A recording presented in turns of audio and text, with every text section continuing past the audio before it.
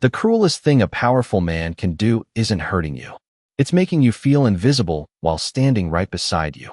The candle on the dining table had melted down so far that wax dripped onto the marble like slow tears. I stared at it for a long time, long enough for the pasta in front of me to go cold and the rain outside Adrian Moretti's penthouse windows to blur Manhattan into streaks of silver and gold. Midnight had passed almost an hour ago. He still wasn't home. Again, I wrapped my fingers tighter around the wine glass beside my plate, even though I hated wine. Adrian liked it, which somehow meant I'd taught myself to tolerate it the same way I'd taught myself to tolerate silence. The kind of silence that filled rooms too large for one person. The kind that echoed through a $14 million penthouse while black SUVs idled 40 floors below, like patient shadows waiting for their king to return. I used to think loving Adrian would feel dramatic, intense, like those old romance movies where dangerous men burned entire worlds for one woman. Instead, most nights felt like this. Quiet, lonely, cold enough to make me wonder if I was slowly disappearing inside his life without him noticing. My phone lit up beside my plate. Sophia, my best friend. You still awake? I stared at the message before typing back. Waiting for Adrian. 3 dots appeared instantly. Claire, it's Thursday. That meant charity gala night.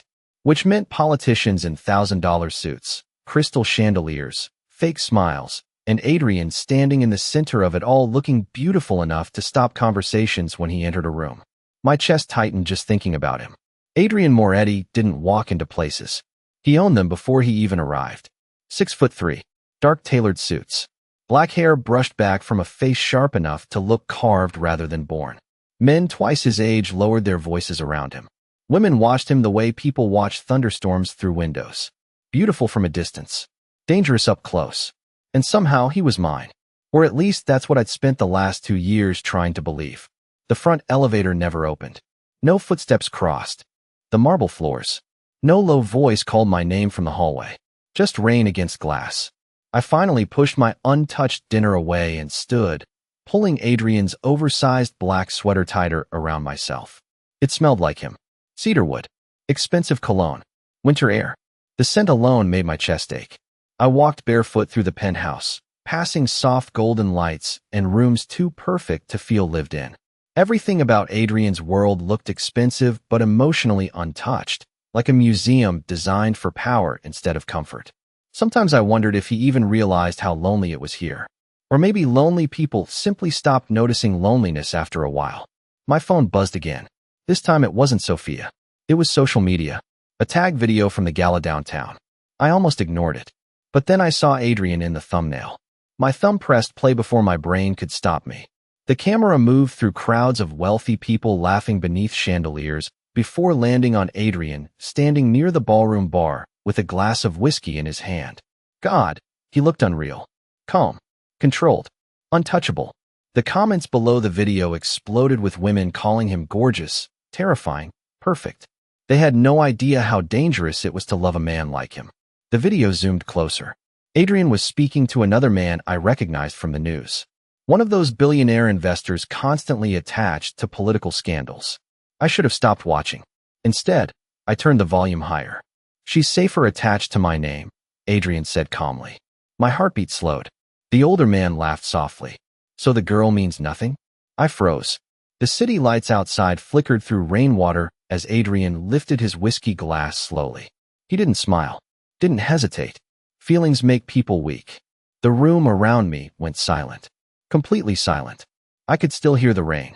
Still see traffic moving far below the windows. But something inside me cracked so quietly I almost missed it. Because he never denied protecting me. He never denied keeping me close. But he also never said he loved me. Not once. And suddenly, every lonely dinner, every unanswered text, every night, waiting in this giant empty penthouse felt painfully clear. I wasn't his partner. I was simply something he kept nearby. Something useful. Safe because his name protected me. My throat burned as I stared at Adrian's face glowing from my phone screen. Beautiful. Cold. Untouchable. A man the entire city feared. And somehow, in that moment, I realized I feared something too. That I had spent 2 years loving someone who might never love me back. I replayed the video 3 more times before I finally turned my phone face down on the marble counter.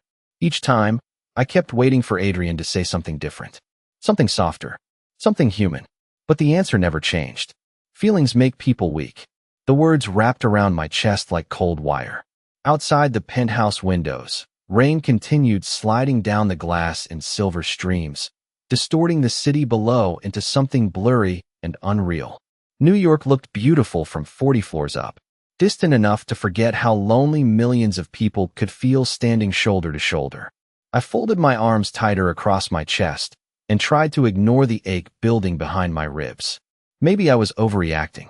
Adrian had always been careful with his words around other powerful men. Maybe he simply did not trust anyone enough to speak honestly in public. But another voice inside me whispered something far crueler. Maybe the video was the honest version of him. The version everyone else already understood except me. The elevator doors finally opened at 1:42 in the morning. I heard footsteps cross the marble floors, followed by the quiet murmur of male voices. My entire body reacted before my mind did. Heart racing, breath catching. Even after everything, some foolish part of me still waited for Adrian the way flowers waited for sunlight. I stayed frozen near the kitchen counter as 2 men in dark suits stepped inside first. Security. They scanned the penthouse automatically before nodding once toward the hallway. Then Adrian appeared behind them. Black overcoat damp from rain. Dark hair slightly disheveled. One hand adjusting the silver watch at his wrist while the other held his phone against his ear. Move the meeting to Friday, he said calmly as he walked deeper into the penthouse. I do not care what Senator Reynolds wants. He can wait. His voice carried through the room, low and controlled, the kind of voice that made people obey without needing volume. Adrian finally looked up. His eyes found me instantly. And just like always, the intensity of his attention made the entire room feel smaller. I will call you back, he said into the phone before ending the call, without waiting for a response. Silence settled between us. Heavy. Familiar. Adrian loosened his tie slowly while studying me with those unreadable green eyes.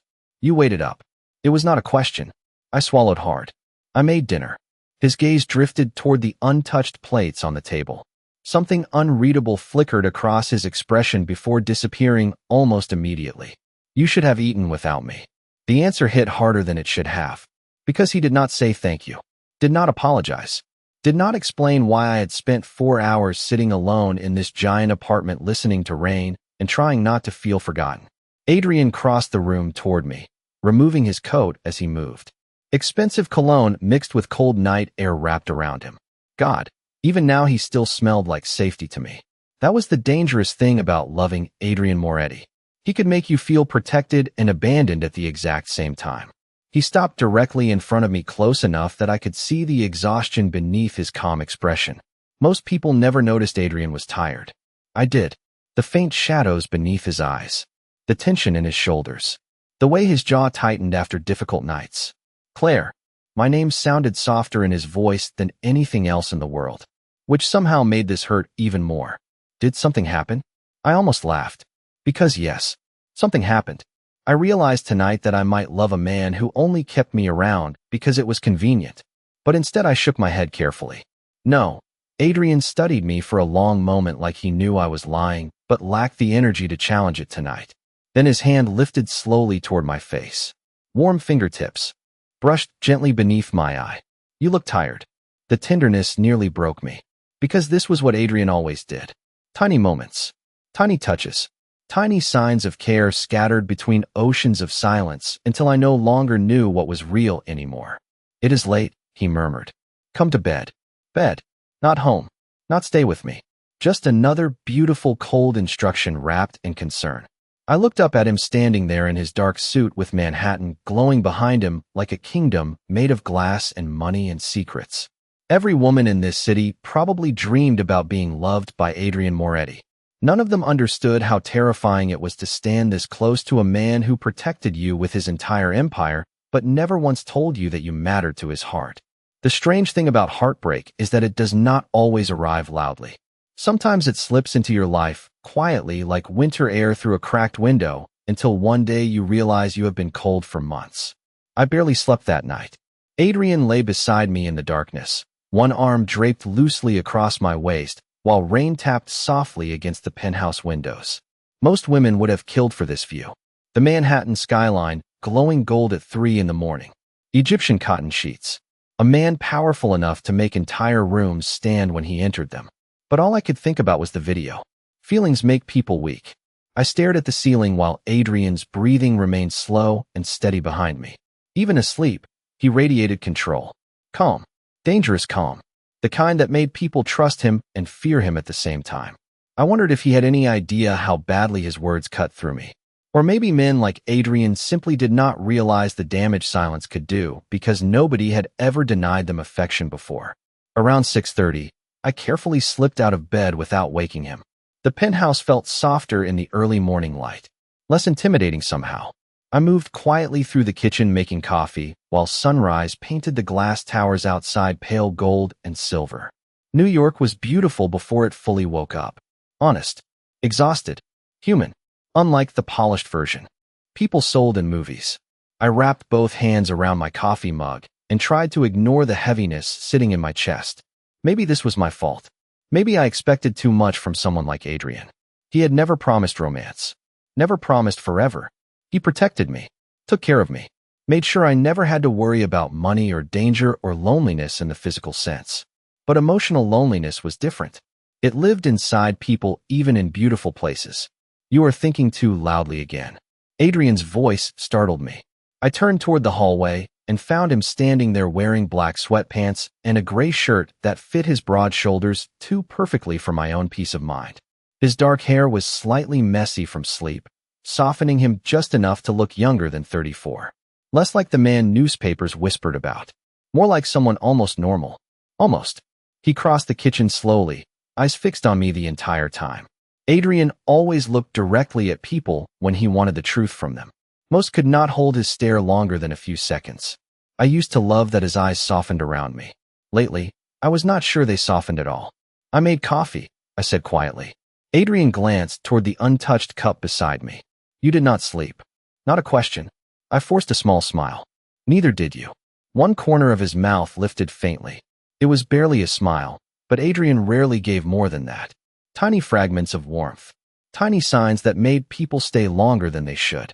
He stepped closer until warmth surrounded me. I have meetings all day, he murmured. There is a car waiting downstairs if you want to go to the gallery later. There it was again. Care disguised as logistics. Safety disguised as control. Adrian never said things like I missed you or I worried about you. Instead, he assigned drivers. Increased security. Remembered exactly how much cinnamon I liked in coffee without ever mentioning love once. I looked down at the marble countertop because suddenly meeting his eyes felt dangerous. Adrian. His gaze sharpened instantly. What is it? The question trembled at the edge of my mouth. Do I matter to you beyond convenience? Am I just another responsibility you manage between business meetings and private security calls? But fear stopped me. Because deep down I already knew the answer I was terrified of hearing. So instead I whispered, nothing.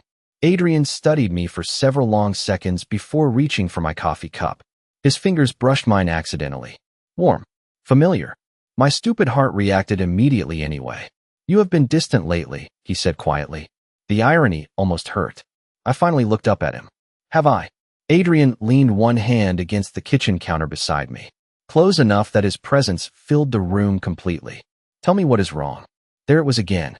That low, steady voice that made people confess things against their will. But I could not tell him the truth. Because if Adrian looked at me with those cold, unreadable eyes and confirmed my worst fear out loud, I did not think I would survive hearing it. Before I could answer, his phone buzzed sharply across the counter. The atmosphere shifted instantly. Adrian glanced at the screen, and the softness vanished from his expression so quickly it made my stomach twist. Business. Power. The other version of him. He picked up the phone immediately. Talk to me. Silence stretched while someone spoke on the other end. Adrian's jaw tightened slightly. No, he said coldly. Handle it before noon. Then he hung up and reached for his black coat draped across the chair. Just like that, the moment disappeared. I have to go. Of course he did. I nodded slowly while something inside me cracked a little wider. Adrian stepped toward me one last time and pressed a brief kiss against my forehead. Gentle. Careful. Almost affectionate. Lock the doors after I leave. Then he walked away. And somehow the sound of the penthouse closing behind him felt lonelier than silence ever had before. Sometimes the moment you stop fighting for someone is not dramatic at all. No screaming. No shattered glass. No final goodbye. Just exhaustion settling into your bones so deeply that loving them starts to feel heavier than losing them. 3 days passed after that morning in the kitchen. 3 long silent days where Adrian disappeared deeper into his world while I drifted quietly through mine, pretending nothing inside me was falling apart. He still sent drivers to the gallery every morning. Still texted me reminders to eat lunch if I worked too late. Still had fresh flowers delivered to the penthouse every evening because he once overheard me say I loved white lilies. Tiny, careful gestures that would have meant everything if they had come with honesty. But they did not. And once doubt enters your heart, it poisons even beautiful things. Friday night arrived cold and windy, Manhattan glowing beneath storm clouds thick enough to swallow the tops of skyscrapers. I stood in front of the bedroom mirror adjusting the silver earrings Adrian bought me last Christmas, while soft jazz drifted through the penthouse speakers. Tonight was another gala. Another ballroom filled with powerful men pretending money made them untouchable. Adrian stood near the windows fastening the buttons of his black suit jacket. Even after 2 years, looking at him still felt dangerous sometimes. Too handsome. Too controlled. The kind of man built from expensive secrets and sharp edges. He glanced toward me through the mirror. The blue dress. His voice stayed calm. Wear that one. Not because you look beautiful in it. Not because I want everyone to know you are mine. Just another instruction wrapped in quiet authority. I stared at the closet for a second before nodding silently. By the time we arrived downtown, rain had started again. Camera flashes exploded outside the hotel entrance while security held umbrellas over politicians and celebrities rushing through the storm. Adrian stepped out of the SUV first. The atmosphere shifted instantly around him like it always did. Men straightened. Guards moved faster. Conversations lowered. Power followed Adrian Moretti everywhere, without needing introduction. He reached one hand toward me, automatically helping me out of the vehicle. Warm fingers closed around mine briefly before disappearing. The ballroom looked unreal beneath crystal chandeliers and gold lighting. Waiters moved through crowds carrying champagne, while a string quartet played softly somewhere. Near the marble staircase, I smiled when necessary, spoke politely to strangers, pretended I belonged in rooms like this. Adrian remained beside me most of the night, physically close, but emotionally somewhere far away behind those unreadable green eyes. Every few minutes another businessman approached him. Another whispered conversation. Another quiet deal hidden beneath polished smiles. Around 10:05, Adrian leaned slightly toward me. I need 15 minutes. My chest tightened unexpectedly. Of course. He brushed 2 fingers lightly against my lower back before disappearing deeper into the crowd, with several men in dark suits following close behind. I stood near the champagne tower watching rain slide down the enormous ballroom windows. For a moment, I let myself imagine what life would feel like with someone emotionally present. Someone who said things out loud instead of hiding care behind control. Someone who did not make love feel like solving a puzzle with missing pieces. Claire. I turned and found Sophia approaching in a dark green dress, concern already written across her face. You look exhausted. I forced a laugh. That obvious? Her expression softened immediately. You have not been answering my texts. Because I did not know how to explain that my heart felt lonelier standing beside Adrian than it ever did before I met him. Sophia followed my gaze across the ballroom toward Adrian speaking with several investors near the terrace doors. He loves you, you know. The words almost hurt physically. Does he? Sophia frowned. Claire. No, really, I whispered quietly. Does he actually love me, or does he just protect me because I belong to him? My voice cracked slightly on the last word. Sophia stared at me carefully before answering. What happened? Before I could speak, movement near the ballroom entrance caught my attention. A tall blonde woman approached Adrian smiling like she already knew him well. Beautiful, elegant, comfortable in his world in a way I would never be. Adrian bent slightly to hear something she whispered near his ear. Then something inside me froze completely. Because he smiled. Not the faint, controlled expression he gave. Everyone else. A real smile. Small but genuine. I could not remember the last time I had been the reason for one of those. My stomach twisted painfully. Claire, Sophia said softly. but I barely heard her anymore. Across the ballroom, Adrian rested one hand briefly against the blonde woman's back while guiding her toward a private hallway near the terrace. Casual, familiar, intimate enough to hollow something inside my chest. He never touched me like that in public. Suddenly the ballroom felt too warm, too loud, too fake. I set my untouched champagne glass down with shaking fingers. "I think I am done," I whispered. Sophia blinked. "Done with what?" I looked across the room one final time at the man I had spent 2 years loving. Beautiful, powerful, completely unreachable. Then I answered quietly, waiting for him to choose me emotionally when he already chose silence.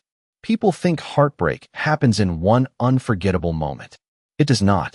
Real heartbreak happens slowly, in tiny humiliations, tiny silences, tiny realizations that eventually become too heavy to carry. I left the gala without telling Adrian. Rain hit my skin the second I stepped outside the hotel, cold enough to steal my breath for a moment. Black cars lined the curb while cameras flashed against expensive umbrellas and polished marble steps, but none of it looked glamorous anymore. It all just felt exhausting. I wrapped my coat tighter around myself and started walking before the valet could call after me. My heels clicked sharply against wet pavement while New York moved around me in blurred lights and impatient traffic. Behind me, the ballroom glowed gold through enormous windows like another world entirely. Adrian's world. A world where power mattered more than vulnerability and feelings were treated like weaknesses men had to hide. I should have been angry. Instead, I just felt tired. Deeply tired. My phone buzzed inside my purse halfway down the block. Adrian. The sight of his name still made my pulse react automatically. I stared at the screen while rain collected along my lashes. Then I silenced the call. 30 seconds later, it rang again. I kept walking. By the fourth call, my chest hurt so badly I thought I might stop breathing. Because ignoring Adrian Moretti felt unnatural. Dangerous even. He was not just a man people casually dismissed. Entire cities rearranged themselves around his existence. But tonight, for the first time in 2 years, I could not force myself to answer him. I ducked into a small 24-hour coffee shop 6 blocks away, mostly because I needed somewhere warm enough to think clearly. The bell above the door chimed softly as I stepped inside, dripping rainwater onto black tile floors. The place smelled like burnt espresso and cinnamon pastries. Normal. Comfortingly normal. Nobody inside recognized me. Nobody cared who Adrian Moretti was here. I ordered tea, even though my hands shook badly enough to nearly spill my wallet while paying. Then I sat alone beside the window watching headlights blur through the storm outside. My phone continued vibrating against the table every few minutes. Adrian. Adrian. Adrian. The sound twisted something painful inside me. Finally, a text appeared instead. "Where are you?" No greeting. No emotion. Just control disguised as concern. Another message followed immediately. "Answer the phone." I stared at the words until they blurred slightly. Then slowly, carefully, I typed back. "I needed air tonight." 3 dots appeared instantly. "Come home." Home. The word hollowed me out because Adrian had never actually called the penthouse ours before. Just his building, his security, his rules. And now suddenly it was home because I left it. I set the phone face down without replying. Across the coffee shop, an older couple sat sharing pie beneath soft yellow lights. The man reached over absent-mindedly brushing whipped cream from his wife's cheek while she laughed quietly. The gesture was tiny, unimportant probably, but watching it made tears burn unexpectedly behind my eyes. Because I could not imagine Adrian ever touching me that casually, that freely. Love with Adrian always felt controlled, measured, like something dangerous kept behind locked doors. Around midnight, Sophia arrived after I finally answered one of her frantic texts. She slid into the seat across from me, blonde hair damp from rain, and concern written all over her face. "Claire." Her eyes scanned my expression immediately. "What happened?" I laughed softly before I could stop myself. It sounded hollow even to me. "I think I finally realized I have been lonely for a very long time." Sophia reached across the table, taking my freezing hands into hers. "Did you fight?" "No," my throat tightened painfully. "That is the problem. Adrian and I never fight. He just keeps pieces of himself locked away until I start feeling invisible standing next to him." Sophia frowned carefully. "Maybe he does not know how to love normally. Then why does it feel like I am the only one bleeding from it?" Silence settled between us. Outside, Rain hammered harder against the windows while taxis splashed through flooded streets.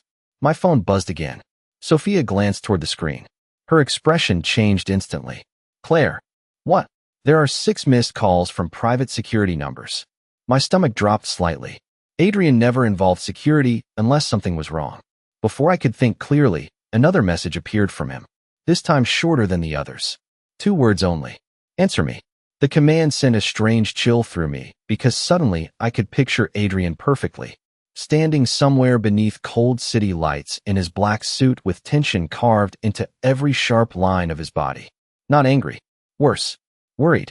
For the first time all night, uncertainty crept into my chest. Because Adrian Moretti did not panic easily.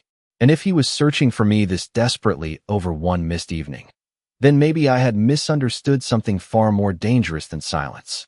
There are 2 kinds of fear. The first is loud and obvious. The second arrives quietly when someone dangerous suddenly starts caring too much whether you are safe. I stared at Adrian's last message until my tea turned cold beside my hands. Answer me. 2 simple words. But something about them unsettled me deeply because Adrian did not lose composure. Not publicly. Not privately. Men like him survived by staying emotionally untouchable. Yet tonight his control felt cracked somehow. Sophia leaned forward across the table, lowering her voice. Claire, I do not think this is about an argument anymore. I looked up slowly. What do you mean? She hesitated just long enough to make my stomach tighten. Adrian's security team called me 10 minutes ago. My pulse stopped for half a second. Why would they call you? Because they could not reach you. Her expression turned serious. Claire, they asked if you were alone. Cold spread slowly through my chest. Outside the coffee shop window, rain continued flooding the streets while neon reflections shimmered across wet pavement. Everything suddenly looked sharper, stranger, like the city itself had shifted into something watching me back. You think something is wrong? Sophia glanced toward the window instinctively before answering. I think men like Adrian do not send private security searching Manhattan over one missed phone call unless they have a reason. My phone buzzed again before I could respond. Adrian. This time I answered immediately. Hello. Silence. Not empty silence. Controlled breathing. Then Adrian's voice came low and sharp enough to freeze my spine. Where are you? No anger. Somehow that made it worse. I am with Sophia. Location. I swallowed hard. Coffee shop on 48th and Lexington. Another pause. I could hear distant traffic and muffled male voices near him. Stay inside. My heartbeat quickened. Adrian, what is happening? Claire. His voice softened slightly on my name. Do not leave that building until I arrive. Fear moved through me fast and cold because Adrian sounded tense. Truly tense. I had only heard that tone twice before. Once during a security scare outside one of his hotels. Once after a senator publicly threatened him on live television. You are scaring me, I whispered. Another brief silence. Then quietly, almost carefully, Adrian answered. Good. Be scared enough to listen to me tonight. The line disconnected before I could say another word. Sophia stared at my face immediately. What did he say? I looked toward the rain-covered windows. He is coming here. 20 minutes passed slowly after that. Too slowly. Every person entering the coffee shop made my pulse jump. Every pair of headlights outside made tension tighten harder in my chest. The waitress refilled our drinks twice without either of us touching them. Around 12:43, 3 black SUVs pulled sharply against the curb outside. The atmosphere inside the coffee shop shifted instantly. Conversations lowered. People glanced nervously toward the windows. Adrian stepped out of the middle vehicle wearing the same black suit from the gala, dark coat whipping slightly in the storm wind. Rain soaked his shoulders almost immediately, but he did not seem to notice. 4 men followed behind him, moving with precise, calm efficiency that made normal people instinctively step aside. Adrian scanned the coffee shop through the glass before his eyes locked onto me. The relief that crossed his face lasted less than a second. But I saw it, and somehow that frightened me more than anything else tonight. He entered quickly, bringing cold rain and expensive cologne into the warm room with him. The entire coffee shop seemed to shrink around his presence. Adrian stopped directly beside my table, eyes moving over me carefully like he was checking for injuries without touching me yet. Are you all right? The question came out rougher than usual. I blinked in surprise. Yes. Adrian closed his eyes briefly, like my answer physically relieved something inside him.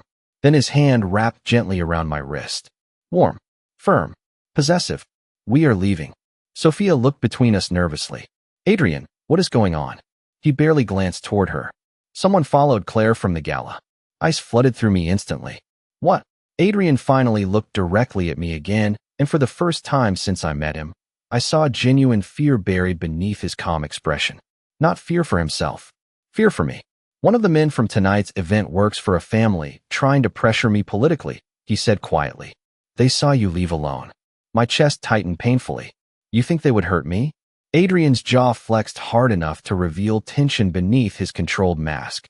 I think they realized something dangerous tonight. What? His thumb brushed lightly against my wrist before he answered. That you matter to me. The words hit harder than any confession ever could. Because Adrian did not say them casually.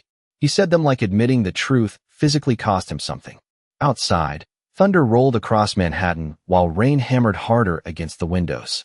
Adrian stepped closer, lowering his voice enough that only I could hear the next words. And people become targets when the wrong men discover they're the only thing capable of breaking someone like me. The most terrifying thing about powerful men is not what they destroy when they are angry. It is what they become when they are afraid to lose someone. The ride back to the penthouse felt unnaturally quiet. Rain streaked across the SUV windows while Manhattan blurred into rivers of white headlights and gold reflections outside. Adrian sat beside me in silence, one hand resting against my knee like he needed physical proof that I was still there. His thumb moved slightly every few seconds, almost unconsciously. Tiny movements. Tiny signs of tension. Across from us, two security men spoke quietly into earpieces while another black SUV followed close behind through traffic. I had ridden beside Adrian hundreds of times before. Tonight felt different. Colder somehow. More dangerous. I glanced toward him carefully. Adrian. His eyes shifted to me instantly. Alert. Focused. What? Who was following me? His jaw tightened slightly before he answered. A man named Victor Salazar. The name meant nothing to me. Adrian noticed my confusion immediately. He works for people who have been trying to pressure me into several business arrangements. Illegal ones. One corner of his mouth moved faintly without humor. Claire. That was not an answer. I looked away toward the rain again. Did he actually threaten me? Adrian stayed silent for too long. My stomach twisted. Adrian. Finally, he exhaled slowly through his nose. One of his men approached my security downstairs after you left the gala. His voice remained calm, but something sharp moved beneath it now. He asked whether you were important enough to make me negotiate. Cold flooded my chest instantly. Oh. Adrian's hand tightened slightly against my knee. I told them no. I turned toward him quickly. What? His green eyes met mine steadily. I told them you meant nothing to me publicly. My throat burned unexpectedly because suddenly everything made terrible sense. The coldness, the distance, the silence. Adrian looked forward again toward the city outside before speaking quietly. Men like Salazar look for weakness. The second they believe someone matters emotionally, they exploit it. I stared at him speechless. So you pretended not to care about me? Yes. The simple honesty of the answer hurt worse than lies somehow. Adrian finally looked back at me fully, rainlight reflecting sharply across his face. I would rather have you hate me than place a target on your back. My pulse stumbled painfully. Every lonely night, every controlled answer, every carefully hidden emotion. All this time I thought Adrian was emotionally incapable of loving me, when in reality, he had been terrified that loving me openly would destroy me. The realization cracked through my chest so fast, it almost hurt physically. The woman at the gala, I whispered suddenly. Adrian blinked once. What woman? The blonde woman you smiled at. Confusion crossed his face before understanding followed immediately. Claire. He almost sounded exhausted. She was a senator's wife. Heat rushed to my cheeks instantly. Adrian leaned back against the leather seat, studying me carefully now. You thought. He stopped himself before finishing the sentence. Somehow that felt even more humiliating. I looked down at my hands. You never smile at me like that in public. Silence settled heavily between us. Then Adrian did something unexpected. He reached for my hand, fully intertwining his fingers with mine in front of everyone inside the SUV. Not hidden. Not subtle. Open. Possessive. Real. The security men immediately looked away, pretending not to notice. Adrian's thumb brushed slowly across my knuckles. Do you know why? I shook my head faintly. His voice lowered. Because when I look at you too long in public, people notice. My breath caught. Adrian held my stare steadily now with that same dangerous intensity that made senators nervous and businessmen stumble over their words. And the more they notice how much I care about you, the more dangerous your life becomes. The SUV slowed beneath the glowing entrance of the penthouse tower. Rain hammered the windshield while security stepped outside, first scanning the street automatically. Adrian never released my hand. Claire. His voice softened slightly. I know I have not done this well. My chest tightened painfully hearing those words from him. Adrian Moretti did not admit mistakes easily. But everything I did, his jaw flexed once. I did to keep you alive. Emotion rose sharply into my throat because suddenly I remembered every driver assigned to me. Every late-night call asking if I made it home safely. Every silent bodyguard waiting outside the gallery. Every controlled, distant decision I mistook for emotional absence. Adrian had been loving me the only way someone raised in violence and power knew how. Through protection. Through sacrifice. Through silence. The elevator doors opened into the private penthouse level moments later. Adrian stepped out beside me, still holding my hand tightly enough that warmth spread through my entire chest. But the second we crossed the marble hallway toward the front doors, every security guard around us suddenly stiffened. One man pressed his fingers sharply against his earpiece. Another cursed under his breath. Adrian stopped instantly. The atmosphere shifted so fast it stole the air from my lungs. What happened? Adrian's expression turned dangerously still while one of his men answered quietly. Boss, there was someone inside the penthouse 20 minutes ago. You do not truly understand how dangerous someone is until you watch fear turn into fury behind their eyes. The hallway outside the penthouse suddenly felt 10 degrees colder. Rain hammered against the building somewhere far below, while every security guard around us went completely still. Adrian's hand tightened around mine, so hard it almost hurt. Explain, he said quietly. That was the terrifying thing about Adrian Moretti. The calmer his voice became, the more everyone around him panicked. One of the guards swallowed hard before answering. Motion. Sensors triggered 22 minutes ago. East side entrance. Adrian's expression did not change. Somehow that made my heartbeat worse. And you are telling me this now, because? The guard lowered his eyes immediately. We thought the apartment was empty, sir. Silence. Heavy. Sharp enough to cut through the hallway. Adrian slowly released my hand before stepping closer to the security team. You thought, he repeated softly. Nobody answered. I stood frozen near the elevator trying to process what was happening. Someone had entered Adrian's penthouse. The same penthouse protected by biometric locks, armed security, private surveillance, and enough technology to guard a government building. If someone breached this place, then they were not ordinary. Adrian rubbed one hand slowly across his jaw before speaking again. Claire stays behind me. The order came instantly. For guards repositioned around us, without hesitation. My pulse hammered painfully while Adrian moved toward the front doors of the penthouse. Every movement around him turned sharper now. More lethal. More controlled. He pressed his fingerprint against the security panel beside the entrance. A soft click echoed through the hallway. Then Adrian looked back at me one time. Stay close. The doors opened slowly. Darkness greeted us first. The penthouse lights remained dim except for the city glow spilling through enormous windows overlooking Manhattan. Rain streaked silver across the glass, while thunder rolled somewhere in the distance. Everything looked untouched at first glance. Perfect. Quiet. But the atmosphere felt wrong immediately. Like walking into a room after an argument ended seconds before you arrived. Adrian stepped inside, first scanning the apartment silently. The security team spread through the penthouse with practiced precision, checking rooms and hallways while I remained near the entry beside him. My chest tightened harder with every second. Adrian. He lifted one hand slightly without looking at me. Wait. The silence stretched painfully.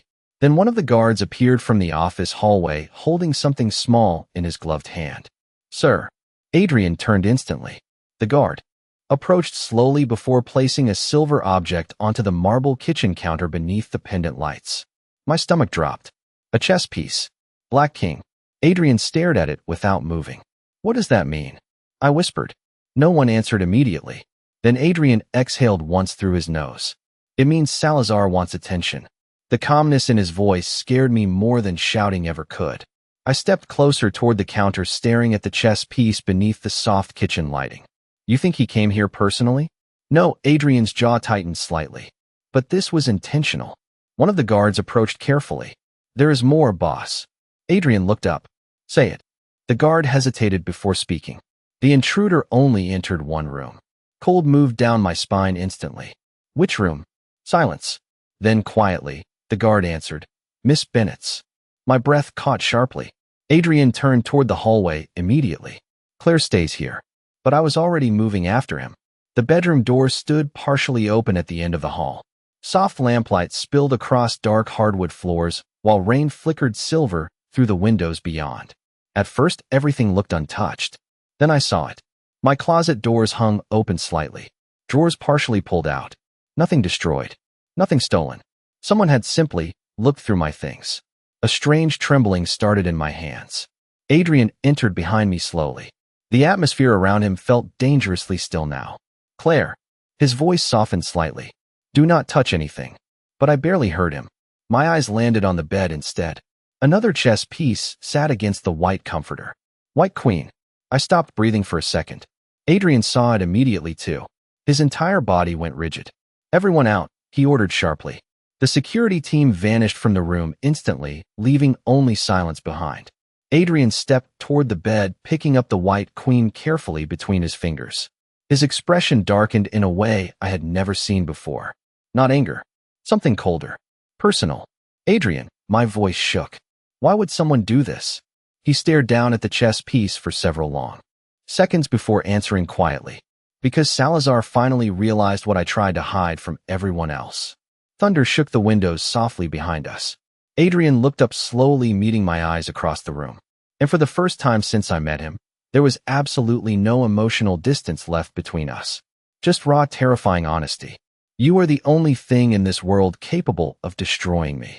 Love does not always sound romantic when it comes from dangerous men.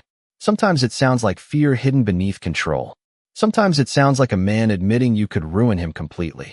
I stared at Adrian across the bedroom, while thunder rolled softly beyond the penthouse windows. You are the only thing in this world capable of destroying me. The words echoed through my chest painfully, because suddenly every lonely moment between us looked different. Not absence. Fear. Adrian had spent 2 years loving me carefully enough to survive losing me. And now someone else knew it too. Rain tapped steadily against the glass, while silence stretched between us. Adrian still held the white chess piece loosely in his hand, jaw tight with tension. For the first time since I met him, he looked tired in a way that had nothing to do with business or power. Emotionally tired. Human. I stepped closer slowly. Adrian. His eyes lifted immediately toward me. God, those eyes. Usually cold enough to intimidate entire rooms. Tonight they looked raw around the edges somehow. Like he was standing too close to something he could not control anymore. Why did you never tell me?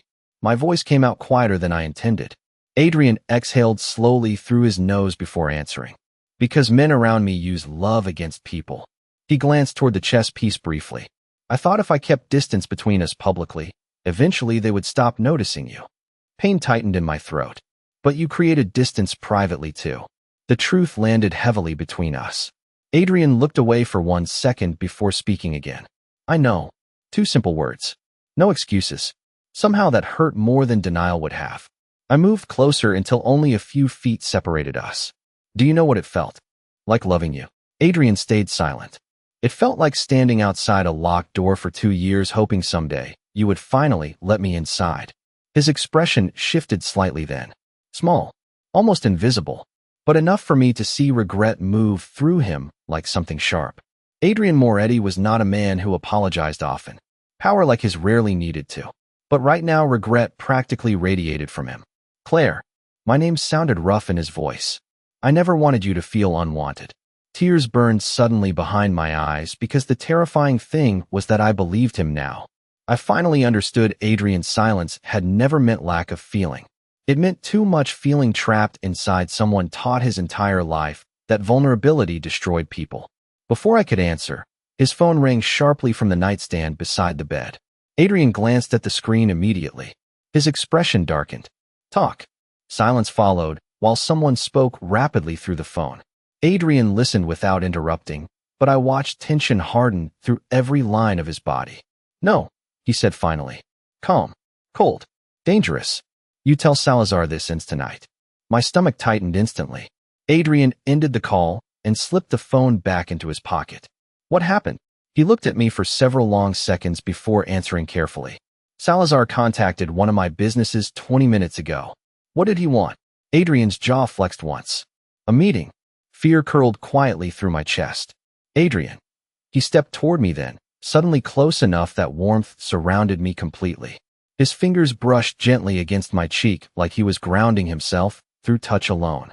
Listen to me carefully. His voice lowered. You are going to stay here tonight with security outside every entrance. My heartbeat quickened. And you? I am going to end this before it escalates further. Fear flashed sharply through me. I grabbed his wrist before I could stop myself. Do not go. Adrian froze completely beneath my touch. The room fell silent except for rain and distant thunder. Slowly, his eyes lowered toward my hand wrapped around him. Something emotional cracked open across his face so briefly I almost missed it. Claire. I swallowed hard. I spent weeks believing I meant nothing to you. My voice trembled slightly now.